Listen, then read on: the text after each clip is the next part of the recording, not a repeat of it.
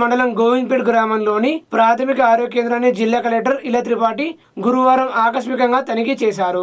ఆసుపత్రిలోని ఆయా విభాగాలను సందర్శించి రోగులకు అందిస్తున్న వైద్య సేవల తీరును గమనించారు. అందుబాటులో ఉన్న మందుల స్టాక్, వైద్యులు, సిబ్బంది హాజరు తనిఖీ చేశారు. వివిధ వార్డులను సందర్శించి రోగులకు కల్పిస్తున్న సదుపాయాలు గమనించారు. బ్లడ్ శాంపిల్స్ సేకరిస్తూ మధుమేహం, మలేరియా వంటి వ్యాధుల నిర్ధారణ, వాటి బారిన పడిన వారికి అందిస్తున్న చికిత్సల గురించి వివరాలు అడిగి తెలుసుకున్నారు. అన్ని రకాల ఔషధాలు అందుబాటులో ఉండేలా చూసుకోవాలని వైద్యాధికారులకు సూచించారు.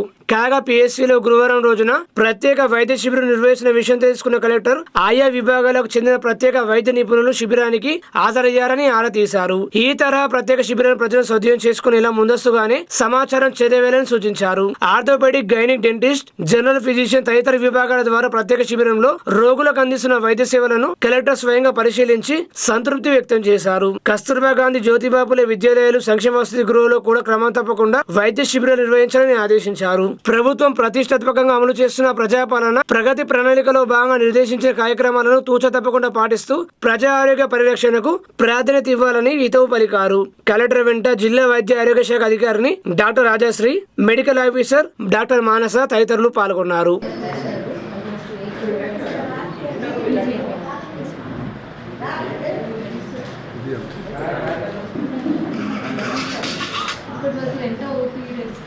Okay 33 members OP register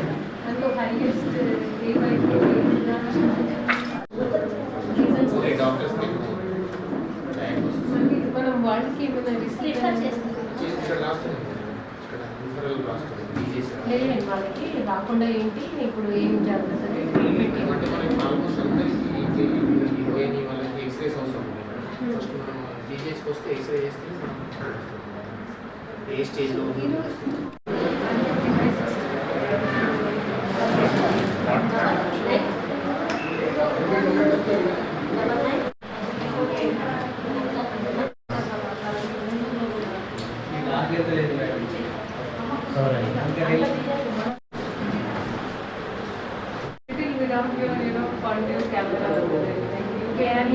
most of the PSS have not retractometers, but this PSC has given to our whole areas, so more people, school children will be coming. వీళ్ళని అయితే మనం GGH నుంచి పిలిచాము. వీళ్ళని GGH under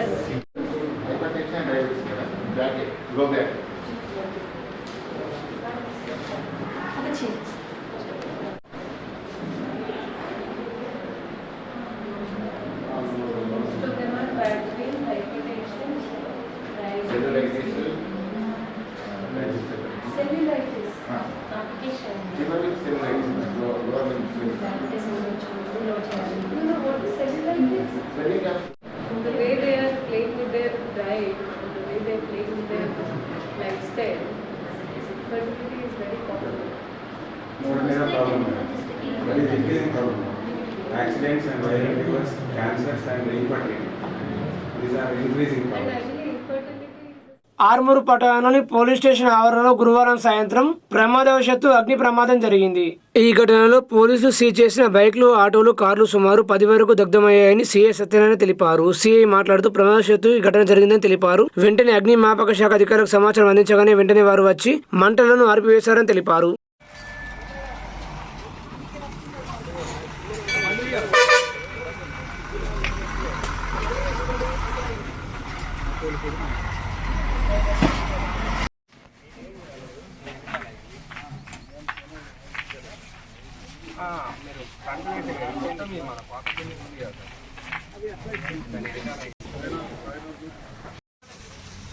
టైర్లు అట్లా అనేది అవి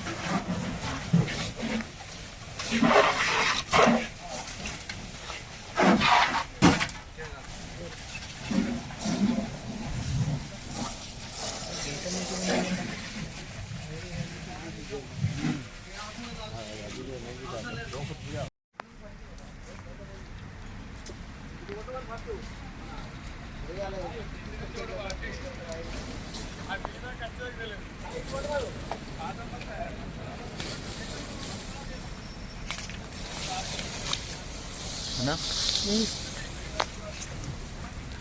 ఉంటుంది?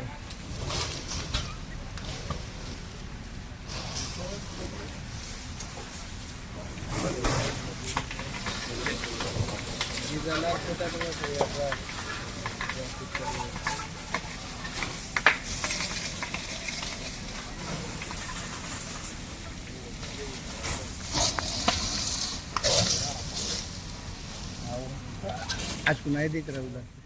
నిజామాబాద్ జిల్లా కేంద్రంలోని నాగారంలో గల ప్రభుత్వ గిరిజన సంక్షేమ మహిళా డిగ్రీ కళాశాలను జిల్లా కలెక్టర్ ఇల త్రిపాఠి గురువారం ఆకస్మికంగా తనిఖీ చేశారు. కిచెన్ డైనింగ్ హాల్ సందర్శించి నిర్వహణ తీరుతెన్నులను నిశ్చితంగా పరిశీలించారు. విద్యార్థినుల కోసం వండిన అన్నం ఇతర పదార్థాల నాణ్యతను తనిఖీ చేశారు. కిచెన్ శుభ్రంగా ఉంచుకోవాలని లేని పక్షంలో ఈగలు దోమలు వృద్ధి చెంది వ్యాధులు ప్రబలేందుకు ఆస్కారం ఉంటుందన్నారు. కాగా కిచెన్ లో మైనర్ బాలిక పనులు చేస్తున్నారని గమనించిన కలెక్టర్ ఆమె గురించి వాకబు చేశారు. తన పెద్దమ్మతో కలిసి గత కొన్ని రోజులుగా కిచెన్ లో వంట పనులలో సాయం చేస్తున్నానని సదరు బాలిక కలెక్టర్ కు తెలిపారు.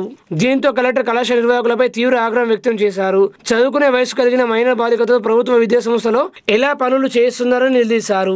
దీనిని తీవ్రంగా పరిగణించిన కలెక్టర్ ఇల త్రిపాఠి కళాశాల ప్రిన్సిపల్ సయ్యద జైనబ్ కు షోకస్ నోటీసు మెమో జారీ చేయాలని సంబంధిత అధికారులను ఆదేశించారు. చక్కగా చదువుకోవాలని ప్రభుత్వ పరంగా అన్ని వసతులు కల్పిస్తామని బాలికకు కలెక్టర్ భరోసా కల్పించారు. బాలికను సమీపంలోని పాఠశాలలో చేర్పించి ఉచిత విద్యా వసతి అమలయ్యేలా చూడాలని సిడిపిఓ ఎంఈఓలను ఆదేశించారు. అనంతరం కలెక్టర్ డిగ్రీ విద్యార్థినులకు కొద్దిసేపు వివిధ అంశాలపై బోధన చేశారు. చక్కగా చదువుకొని ఉన్నత విద్యను పూర్తి చేసుకుంటే ఉజ్వల భవిష్యత్తు ఉంటుందని సూచించారు. ఎన్ని ఇబ్బందులు వచ్చిన ఈ దశలో చదువును ఆపకూడదని మార్గనిర్దేశం చేశారు.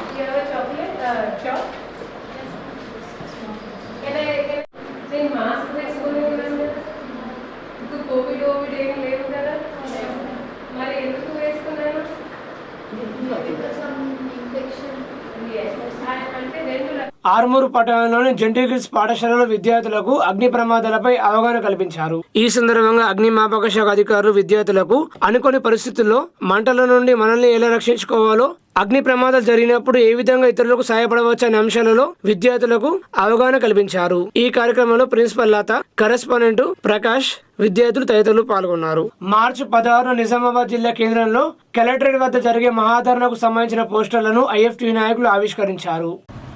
కలెక్టరేట్ ముందు జరిగే ధర్నాను విజయవంతం చేయండి. ఈ నెల 16న జరిగే 4 లేబర్ కోడ్లకు వ్యతిరేకంగా ధర్నాను విజయవంతం చేయండి. పోరాడదాం 4 లేబర్ కోడ్లకు వ్యతిరేకంగా పోరాడదాం. ప్రభుత్వం తీసుకొస్తున్నటువంటి 4 లేబర్ కోడ్లను ఉన్నాయో ఆ 4 లేబర్ కోడ్లకు వ్యతిరేకంగా ఈ నెల 16వ తారీఖు నాడు జిల్లా కలెక్టర్ ఆఫీస్ ముందు ధర్నా కార్యక్రమం చేయాలని ఐఎఫ్టీ నిర్ణయించింది. ఆ నిర్ణయంలో భాగంగా 16వ తారీఖు నాడు పెద్ద ఎత్తున కార్మికులు హాజరయ్యి ఆ ధర్నా కార్యక్రమాన్ని విజయవంతం చేయాలని, అదేవిధంగా ఈ నెల 23వ తారీఖు నాడు ఏదైతే సెంట్రల్ లేబర్ కమిషనర్ ఆఫీస్ ముందు ముట్టడి కార్యక్రమం ఉంది ధర్నా, ఆ ధర్నాను కూడా హైదరాబాద్ ప్రోగ్రామ్ను కూడా చలో హైదరాబాద్ ప్రోగ్రామ్ను కూడా విజయవంతం చేయాలని ఐఎఫ్టీ నగర కమిటీ ఆధ్వర్యంలో కార్మిక వర్గాన్ని కోరుతున్నాము. వెంటనే కేంద్ర ప్రభుత్వం కానీ రాష్ట్ర ప్రభుత్వం కానీ వెంటనే ఈ యొక్క 4 లేబర్ కోడ్లను అమలు చేయడాన్ని ఉపసంహరించుకోకపోతే పెద్ద ఎత్తున కూడా రాష్ట్ర వ్యాప్తంగా దేశవ్యాప్తంగా ఆందోళన కార్యక్రమాలను విస్తృతం చేస్తామనేటువంటి విషయాన్ని ప్రధానంగా దృష్టిలో పెట్టుకోవాలి గవర్నమెంట్ అని ఖచ్చితంగా ఎట్లా ఆందోళనలు చేయడానికి సిద్ధంగా ఉంటాము. లేబర్ కోడ్లను రద్దు చేయకపోతే అనే దానిని సెంట్రల్ గవర్నమెంట్ను హెచ్చరిస్తుంది. నారాయణ శ్రీ చైతన్య విద్యా సంస్థలపై చర్యలు చేపట్టాలని పీడీఎస్ జిల్లా ప్రధాన కార్యదర్శి జన్నలపు రాజేశ్వర్ డిమాండ్ చేశారు. అనుమతి లేకుండా నిజామాబాద్ రూరల్ పరిధిలో సిబిఎస్ఈ పేరుతో అడ్మిషన్లు చేపడుతున్న నారాయణ విద్యా సంస్థలపై 10వ తరగతి విద్యార్థి చెయ్యి వీరగొట్టిన శ్రీ చైతన్య విద్యా సంస్థలపై చర్యలు చేపట్టాలని పీడీఎస్ జిల్లా ప్రధాన కార్యదర్శి జన్నలపు రాజేశ్వర్ డిమాండ్ చేశారు. ఈ సందర్భంగా నిజామాబాద్ కలెక్టరేట్ కార్యాలయంలో పీడీఎస్ ఆధ్వర్యంలో జిల్లా విద్యాశాఖ అధికారికి వినతి పత్రం అందజేశారు. నిజామాబాద్ నగరంలో భూంపల్లిలో ఉన్నటువంటి శ్రీ చైతన్యలో ఒక విద్యార్థి పైన అక్కడ సంబంధిత ఉపాధ్యాయుడు చేతు విరగొట్టడం జరిగింది. ఘటన జరిగి 2 రోజులు పూర్తయినా కానీ విద్యాశాఖ అధికారులు ఇప్పటి వరకు ఎటువంటి చర్యలు చేపట్టలేదు. వెంటనే ఆ స్కూల్ యాజమాన్యం పైన చర్యలు చేపట్టాలని మేము పీడీఎస్గా డిమాండ్ చేస్తున్నాం. అదేవిధంగా నిజామాబాద్ రూరల్కి సంబంధించినటువంటి బర్దిపూర్లో కన్స్ట్రక్షన్ కాకముందే సిబిఎస్ఈ పేరుతో అక్కడ నారాయణ విద్యా సంస్థలు అడ్మిషన్ చేపడుతున్నాయి. విద్యార్థులను అదేవిధంగా వారి తల్లిదండ్రులను మోసం చేస్తున్నటువంటి నారాయణ విద్యా సంస్థల పైన క్రిమినల్ చర్యలు చేపట్టాలని మేము ప్రధానంగా ఈరోజు డిఈఓ గారికి పీడీఎస్ ఆధ్వర్యంలో వినతి పత్రం ఇవ్వడం జరిగింది. ఆర్మూరు పట్టణంలోని మామిడిపల్లిలో 4 లేబర్ కోడ్ల రద్దుకే పోరాడదామని ఐఎఫ్టియు నాయకులు పిలుపునిస్తూ పోస్టర్లు ఆవిష్కరించారు.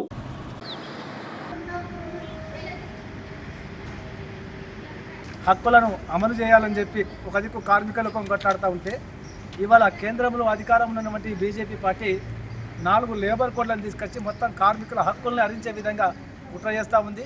కార్మికులకు మరణ శాసనం విధించింది. కాబట్టి వెంటనే ఈ 4 లేబర్ కోడ్లను రద్దు చేయాలి. దేశంలో ఉన్నటువంటి ప్రభుత్వ రంగ సంస్థలు కానీ ప్రైవేట్ సంస్థలను కానీ కాపాడవలసిన బాధ్యత ప్రభుత్వం అని చెప్పి మేము డిమాండ్ చేస్తూ ఉన్నాం. అదేవిధంగా దేశంలో పెద్ద పెద్ద పరిశ్రమలు అంటే వీళ్ళ బీడీ పరిశ్రమ కానీ, జూడు పరిశ్రమ కానీ, టైల్స్ పరిశ్రమ కానీ, లేకుంటే భవన నిర్మాణ పరిశ్రమలు కానీ, ఇందులో కోట్లాది మంది కార్మికులు పనిచేస్తూ ఉన్నారు.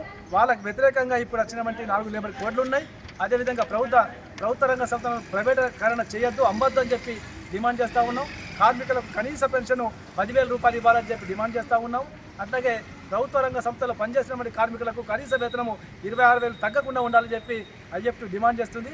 ఆ డిమాండ్ల మీద ఇవాళ 16 నాడు కలెక్టర్ ఆఫీస్ దగ్గర ధర్నా నిర్వహించి వినతి పత్రం ఇస్తాం. అదేవిధంగా 23 నాడు చలో Hyderabad central labour commission office వాళ్ళ ధర్నా ఉంది. కాబట్టి కార్మికులందరూ కూడా పెద్ద ఎత్తున పాల్గొని జయప్రదం చేయాల్సిందిగా ఐఎఫ్టీ జిల్లా కమిటీ తరఫున కోరుతా ఉన్నాం. నరేంద్ర మోడీ తెచ్చిన 4 లేబర్ కోడ్లను రద్దు చేయాలని చెప్పేసి ఐఎఫ్టీ జాతీయ కమిటీ పిలుపు మేరకు, రాష్ట్ర కమిటీ పిలుపు మేరకు కూడా ఈ నెల 16వ తారీఖు నాడు బీడీ కార్మికులు, గ్రామ పంచాయతీ, మున్సిపల్, దేశంలో ఉన్నటువంటి కార్మికులతోటి కలెక్టరేట్ దగ్గర పెద్ద ఎత్తున ధర్నా కార్యక్రమాన్ని నిర్వహిస్తున్నాం. అంతేకాకుండా ఈ మార్చి 23వ తేదీ నాడు కూడా చలో హైదరాబాద్ కార్యక్రమాన్ని నిర్వహిస్తున్నాం. పరిశ్రమల్లో, ఫ్యాక్టరీలో పనిచేసే కార్మికులు పెద్ద ఎత్తున పాల్గొని విజయవంతం చేయాలని చెప్పేసి కార్మిక వర్గానికి పిలుపునిస్తున్నాం. ఎందుకంటే కార్మిక వర్గం అనేక సంవత్సరాలు పోరాడి సాధించుకున్నటువంటి హక్కులను దేశ ప్రధానమంత్రి జిందాల్ కంపెనీ వాడికి, ఆదాని, అంబానీ లేదా విదేశీ కార్పొరేట్ శక్తులకు లాభం చేకూర్చే విధంగా కార్మిక హక్కులన్నీ తాకడు పెట్టి 4 లేబర్ కోడ్లు తీసుకొచ్చి కార్మిక వర్గానికి ఉరితాలు బిగిస్తున్నాడు. ఈ 4 లేబర్ కోడ్లు వచ్చే నెల ఏప్రిల్ నుంచి అమలు కాబోతున్నాయి. కాబట్టి ఈ రాష్ట్ర ప్రభుత్వం ఈ 4 లేబర్ కోడ్లను మేము అమలు చేయమని చెప్పేసి అసెంబ్లీలో తీర్మానం చేయాలని ఐఎఫ్టీగా మేము డిమాండ్ చేస్తూ ఉన్నాం. నరేంద్ర మోడీ అనుసరిస్తున్న కార్మిక వ్యతిరేక విధానాలకు వ్యతిరేకంగా కార్మికులు పెద్ద ఎత్తున పోరాలని చెప్పేసి కోరుతున్నాం. ఎర్రజొన్న, మొక్కజొన్నలను ప్రభుత్వమే కొనుగోలు చేయాలని అఖిల భారత ఐక్య రైతు సంఘ రాష్ట్ర అధ్యక్షుడు ప్రభాకర్ కార్యదర్శి దేవరను డిమాండ్ చేశారు. మార్కెట్ ద్వారా మొక్కజొన్నల్ని ఎంఎస్పీ కట్టి కొనుగోలు చేయాలని చెప్పేసి గుర్తు చేస్తూ, మోడీ సర్కార్ ఏదైతే వాణిజ్య ఒప్పందం చేసుకుందో ఆ వాణిజ్య ఒప్పందం నుంచి రద్దు చేసుకొని దిగుమతి సుంకాన్ని గతంలో 11% నుంచి 20% వరకు ఉండేది. ఆ 11% దిగుమతి సుంకాన్ని ఉంచితే, ఎందుకంటే 25,000 రూపాయలు సబ్సిడీ ఇస్తుంది అమెరికా ఒక్క రైతుకు ఎకరాన 25,000 రూపాయలు సబ్సిడీ ఇస్తే మన దగ్గర ఎకరాన 6,000 రూపాయలు ఇవ్వడానికి కళ్ళకు నీళ్ళు వస్తుంది సర్కారు. కార్పొరేట్ కంపెనీలకు లక్షల కోట్ల రూపాయల రుణమాఫీ చేస్తారు. మన రైతులు చేయడానికి మనకు చేతులు రావు. అందుకని ఇలా మోడీ కూడా తన వైఖరిని మార్చుకొని రైతు అనుకూలమైన పద్ధతులు చేసుకోవాలని గుర్తుని, రెండో వైపు మా పైనాపిల్ ఇద్దరు అది చొరవతోనా లేకపోతే ఎప్పుడు పెట్టావా పెడుతుంది, కానీ ఇప్పుడు పెట్టావాకి ఏమైంది అని వ్యంగ్యంగా మాట్లాడే వాళ్ళు కూడా ఉన్నారు. మేమేం ఊరుకోలేదు. మేము గత 10 రోజులుగా ఎర్రజొన్నల వ్యాపారుల యొక్క కుట్రల్ని రాతలో పెట్టి ప్రభుత్వానికి విజ్ఞప్తి చేశాము. నిన్న గాంధీ భవన్లో పిసిసి అధ్యక్షుడి ద్వారా మేము డిమాండ్ చేసాం, మేము మెమోరాండం ఇచ్చాం. అయ్యా ప్రభుత్వం చొరవ తీసుకొని కొనుగోలు చేయాలని చెప్పేసి, అట్లాగే మార్కెట్ ద్వారా మొక్కజొన్న వెంటనే కొనుగోలు చేయాలని చెప్పేసి నిన్న కూడా చేశాం. అందుకని మా రైతులకు నష్టం చేస్తుండగా ఈ ఏఐయుకేఎస్ మా రైతు సంఘ విభాగం చూస్తూ ఊరుకోదు. మేము పక్షపాతిగా రైతు పక్షపాతి, మీ రైతుని నష్టపరిచే విధంగా ఎవరు చేసినా మేము ఖచ్చితంగా పోరాడతాం, మేము రైతుల పక్షాన్ని నిలబడతాం. కాబట్టి మీరు మమ్మల్ని అర్థం చేసుకోవాలని చెప్పేసి రైతాంగాన్ని మేము రేపు అవసరమైతే కలెక్టర్ గారు కూడా మెమోరాండం ఇచ్చాము. రేపు జాయింట్ మీటింగ్ కూడా ఉన్నది, రేపు జరగబోతుంది. ఈ ఎర్రజొన్నలకు సంబంధించి కలెక్టర్ కార్యాలయంలో ఆ అవకాశం కూడా ఉంది. కాబట్టి దీన్ని మనం రైతులు వెంటనే ధర తక్కువ అమ్ముకోకుండా మనం ఒత్తిడి తీసుకొద్దామని చెప్పేసి రైతాంగానికి నేను విజ్ఞప్తి చేస్తాం. వ్యాపారస్తులు ధరలు తగ్గించటం, రైతులు రోడ్ల మీద రావటం అనేది కామన్ అయిపోయింది. కాబట్టి మేము ప్రభుత్వాన్ని ఒకటే డిమాండ్ చేస్తున్నాం, మోడీ గారు అధికారంలోకి రాకంటే ముందు స్వామినాథన్ కమిషన్ రిపోర్టును అమలు చేస్తాం, రైతులకు 2 లాభాలు తీసుకొస్తాం అని చెప్పిండ్రు. కానీ ఇప్పటి వరకు వీటి మీద ధరలు ప్రకటించుడే కానీ కొనుగోలు చేసిన పాపాన పోట్లేదు. దానివల్ల రైతాంగం నష్టాల పాలవుతున్నటువంటి పరిస్థితి చూస్తున్నాం. ఇప్పటికీ 2014 నుంచి ఇప్పటి వరకు కనీసం 3 నుంచి 4 లక్షల మంది రైతులు ఆత్మహత్యలు చేసుకుంటారని సర్కారు లెక్కలే చెప్తున్నాయి. కాబట్టి ఇప్పటికైనా ప్రభుత్వం చొరవ తీసుకొని రైతులు రోడ్ల మీదకి రాకంటే ముందే ఎర్రజొన్నల్ని ప్రభుత్వమే కొనుగోలు చేయాలని, అదేవిధంగా మొక్కల్ని వ్యాపారస్తులు తుట్టికి పౌషేరు కొంటున్నారు కాబట్టి కొనుగోలు కేంద్రాలు ఏర్పాటు చేసి మొక్కల్ని కూడా కొనుగోలు చేయాలని చెప్పి డిమాండ్ చేస్తున్నాం. అదేవిధంగా మొన్నటి వరకు 15,000 16,000 క్వింటాలు ఉన్నటువంటి పసుపు నిన్న 11,000 క్వింటాలు అయింది. కాడి అంటే మండ 8,000 వచ్చిందట. అంటే ఎట్లెట్లా సరుకు గంజిలకు వస్తుందో అట్లట్లా ధరలు తగ్గుతున్నాయి. మరి ప్రభుత్వ యంత్రాంగం ఏం చేస్తుందని చెప్పి మేము ప్రశ్నిస్తున్నాం. ఇప్పటికైనా మొత్తం అధికారులు వ్యాపారస్తుల్ని రైతు సంఘాలని పిలిపించి ధరలు తగ్గకుండా చర్యలు తీసుకోవాలని చెప్పి అఖిల భారత ఐక్య రైతు సంఘంగా మేము డిమాండ్ చేస్తున్నాం. లేకపోతే మళ్ళీ రోడ్లు ఎక్కాల్సి వస్తుందని చెప్పి ప్రభుత్వాన్ని హెచ్చరిస్తున్నాం. ఎర్రజొన్న రైతుల కష్టాలను ప్రభుత్వం గుర్తించి ఎర్రజొన్న క్వింటాలకు 4,550 రూపాయల మద్దతు ధర కల్పించాలని జాగృతి మహిళా సంఘం జిల్లా అధ్యక్షురాలు వనజ రాష్ట్ర ప్రభుత్వం డిమాండ్ చేశారు. ఆరుమూరు పట్టణంలో వారు మీడియా సమావేశం నిర్వహించి మాట్లాడారు. రైతులు ఏది రాజ్యం లేదని రైతులను ప్రభుత్వం ఇబ్బందులు గురి చేస్తే చూస్తూ ఊరుకోబోమని హెచ్చరించారు. వెంటనే ప్రభుత్వం స్పందించి క్వింటాలకు 4,550 రూపాయల మద్దతు ధర కల్పించి ఎర్రజొన్న రైతులను ఆదుకోవాలని వారు డిమాండ్ చేశారు. ఇప్పుడు ఇంతకు ఈ ప్రభుత్వం ఏం చేస్తుందని మేము అడుగుతున్నాం. అధికార పార్టీ లీడర్లు ఏం చేస్తున్నారు, వీళ్ళందరూ ఏం చేస్తున్నారు, ఎందుకు అసలు ఈ గిట్టుబాటు ధర తీసుకొస్తలేరు? ఫస్ట్ ఏమన్నారు, ఒక రేటు చెప్పిండ్రు, ఒక రేటుకి వచ్చిండ్రు.